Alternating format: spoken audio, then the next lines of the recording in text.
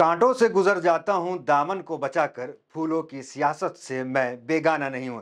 ये शायरी नीतीश कुमार पे सटीक बैठ रही है। नीतीश कुमार का इतिहास ये बताता है कि जहां भी नीतीश कुमार असहज महसूस करते हैं, वहां से किनारा कर लेते हैं। पिछले 12 घंटे में नीतीश कुमार के बदलते तेवर बिहार बीजेपी समेत दिल्ली आला कमान तक भूचाल ला दिया है। क्या है पूरा मामला, विस्तार से बताते हैं। नमस्कार, मैं दानिश अंसार और आप देख रहे हैं पीआरबी। दोस्तों, नीतीश कुमार का वो चेहरा जिसकी राजनीतिक गलियारों में प्रधानमंत्री बनने की चर्चा चलती रहती है, मतलब साफ है राजनीति में नीतीश कुमार का कद कितना बड़ा है। आप इससे अंदाजा लगा सकते हैं कि हर राजनीतिक गलियारों में नीतीश कुमार को साफ सुथरी छवि वाला नेता, एक ऐसा नेता जो प्रधानमंत्री का उम्मीदवार विपक्ष की तरफ से रखा गया था। और आम जन भी नीतीश कुमार को लेकर के ये कहते हैं कि प्रधानमंत्री को लेकर प्रधानमंत्री मोदी के बाद अगर कोई चेहरा है तो वो एकमात्र नीतीश कुमार है। इस तरह के लोग जो है वो एनडीए खेमे के लोग हैं, वो भी कुछ लोग मानते हैं, और कुछ लोग जो विपक्ष के खेमे के लोग हैं वो भी मानते हैं। हालांकि एनडीए खेमे के लोग इसको जो है अंदरूनी ये बात कहते हैं, खुलकर ये चीजें नहीं कहते। लेकिन कई नेताओं का बयान ये आ चुका है कि नीतीश कुमार एक साफ सुथरी छवि वाले नेता हैं जो प्रधानमंत्री के चेहरे भी हैं। अगर आप इस सहयोगी के लिए, हालांकि अभी तक जो है वो नीतीश कुमार वो बीजेपी के साथ है, एनडीए के साथ है, पर इस सहयोगी को क्या मिला जो इतना बड़ा चेहरा है, जिसकी इतनी चर्चा, उस सहयोगी को मोदी 3.0 में झुनझुना मिला। इसके अलावा उनको क्या मिला? ऊपर से आप सीएम की कुर्सी छीनने की योजना बनाओ तो बगावत तो होगी।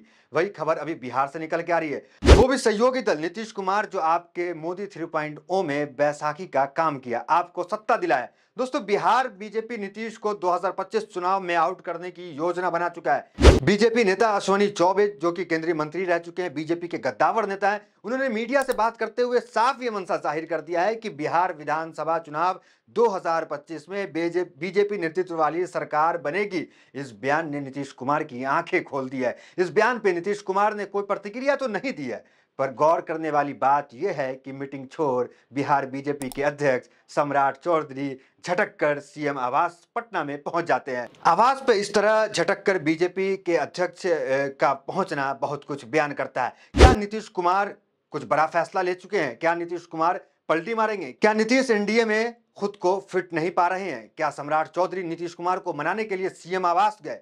अब तक ये खिचड़ी पक रही है, किसी को कुछ नहीं मालूम कि क्या होने वाला है, क्या होने जा रहा है। आप सबको पता है कि नीतीश कृषि मंत्रालय और रेल मंत्रालय नहीं मिलने से पहले से ही नाराज बताए जा रहे हैं। इस बीच अश्विनी चौबे का ये बयान इस खबर को और हवा दे रही है। पटना से आज नीतीश दिल्ली के लिए रवाना हो गए।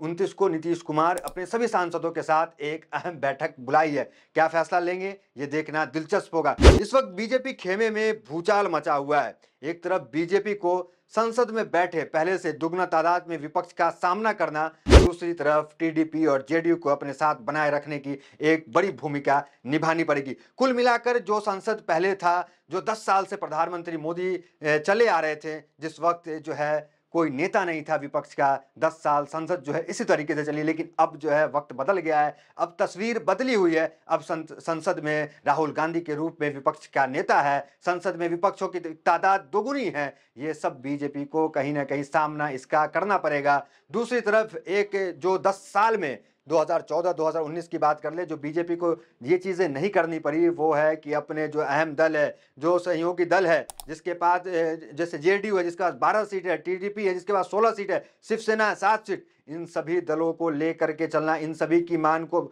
मानना, ये बीजेपी के लिए बहुत ही अहम यहाँ पे होने वाला है। इनको साथ में लेकर के चलना एक अहम चुनौती जो है जो बीजेपी को भी फेस करना पड़ सकता है। इनकी मांग, जैसे जिस तरीके से विशेष राज्य का दर्जा नीतीश कुमार कह रहे हैं, टीडीपी कह रही है विशेष राज्य का दर्जा, इन मांगों को अगर नहीं मानते हैं तो इस पे भी सवाल उठ सकता है। हालांकि नीतीश अभी बिहार में नाराज बताए जा रहे हैं। तमाम जो लोकल सूत्र है वो ये बता रहे हैं कि जो अश्विनी चौबे का जो बयान आया उसके बाद नीतीश कुमार बहुत ज्यादा नाराज हैं और झटपट दिल्ली पहुंचे हैं। जो खबर चल रही थी, इस खबर को हवा तब दे दी जाती है जब नीतीश कुमार दिल्ली आज रवाना हो जाते हैं। हालांकि नीतीश कुमार को दिल्ली कल आना था, कल दिल्ली में उनकी बैठक थी, लेकिन नीतीश कुमार आज दिल्ली आते हैं। अपने तमाम सांसदों के साथ नीतीश कुमार बैठक करेंगे। क्या फैसला लेंगे? क्या कुछ फैसला ले चुके हैं, बस मुहर लगने भर की देरी है, या कुछ बड़ा फैसला लेंगे? नीतीश कुमार का इतिहास हमने पहले भी कहा आपसे कि नीतीश कुमार जहां भी असहज महसूस करते हैं वहां से कट लेते हैं, वहां नहीं रुकते हैं, क्योंकि नीतीश कुमार की अपनी एक बाउंड्री है। उस बाउंड्री के बाहर नीतीश कुमार कभी नहीं जाते। ये इतिहास ये भी रहा है। हालांकि 9 बार नीतीश कुमार अलग अलग दल के साथ बिहार में सीएम रहे, अलग अलग दल के साथ सीएम रहे, लेकिन नीतीश कुमार वही करते हैं जो उनका मन होता है, जो वो चाहते हैं। नीतीश किसी के नहीं सुनते हैं। लेकिन एक तरफ ये भी कहा जाता है, ये भी मीम्स वायरल होती है कि नीतीश सबके हैं। तो ये देखना दिलचस्प होगा कि 29 को नीतीश क्या फैसला लेंगे। क्या नीतीश कुमार अश्विनी चौबे के बयान से नाराज है, क्या कुछ होगा, इस पे तमाम जो नजर है हमारी आपकी सबकी बनी हुई है। लोग इस पे क्या कह रहे हैं, पप्पू यादव इस पे क्या कह रहे हैं, राजनीतिक पंडित इस पे क्या कह रहे हैं, सोशल मीडिया पे क्या चल रहा है, एक नजर उस पे भी डालते हैं कि लोग इस पे क्या कुछ प्रतिक्रिया दे रहे हैं। देखिए, प्रशांत किशोर हैं, पीके के नाम से जाने जाते हैं, बिहार में अभी लगातार घूम रहे हैं, जन स्वराज लेकर के पदयात्रा कर रहे हैं। ये क्या कह रहे हैं, इस पे एक नज़र इस पे डालिए। प्रशांत किशोर का दावा है कि नीतीश कुमार बीजेपी की ऐसी मजबूरी है कि जैसे ही उनको बिहार के मुख्यमंत्री पद से हटाया, ठीक वैसे ही उधर बीजेपी वालों के लिए दिल्ली बचाना मुश्किल हो जाएगा। इनका भी ये कहना है, अगर नीतीश कुमार यहाँ से चले जाते, जिस तरीके से अश्विनी चौबे और बिहार की बीजेपी जो है वो नीतीश कुमार को बयानों के जरिए जो परेशान करने की कोशिश कर रही है, अगर नीतीश कुमार चले जाते हैं तो सरकार बचाना मुश्किल हो जा रही है। ये कौन कह रहा है? पीके कह रहे हैं। कोई छोटे मोटे आदमी नहीं है पीके। आपको पता है प्रधानमंत्री को 2014 के चुनाव जिताने में इनका कितना बड़ा योगदान रहा है, तो वो इनको सब जानता है। पप्पू यादव है, वो क्या कह रहे हैं, एक बार वो नजर देख लें। देखिए, पप्पू यादव का ये कहना है कि नीतीश कुमार के कुछ लोग भाजपा के साथ ज्यादा हैं। पूर्णिया से निर्दलीय सांसद है पप्पू यादव, वो उनका खबर है कि उनकी तरफ से ये कहा गया है कि सांसद जो है वो बीजेपी के साथ ज्यादा है। बीजेपी का पुराना इतिहास भी रहा है कि जिस दल के साथ बीजेपी जाती है उसको तोड़ने की कोशिश करती है। आप शिवसेना इसका एक ताजा उदाहरण है। आप बिहार में लोजपा देख लीजिए, ये एक ताजा उदाहरण है किस तरीके से लोक जनशक्ति पार्टी 2 भागों में बट गई। पहले जो है रामविलास अकेले चलाते थे, अभी देखिए चिराग पासवान है, पशुपति कुमार पारस उनके चाचा, दोनों अलग गुट बन गया।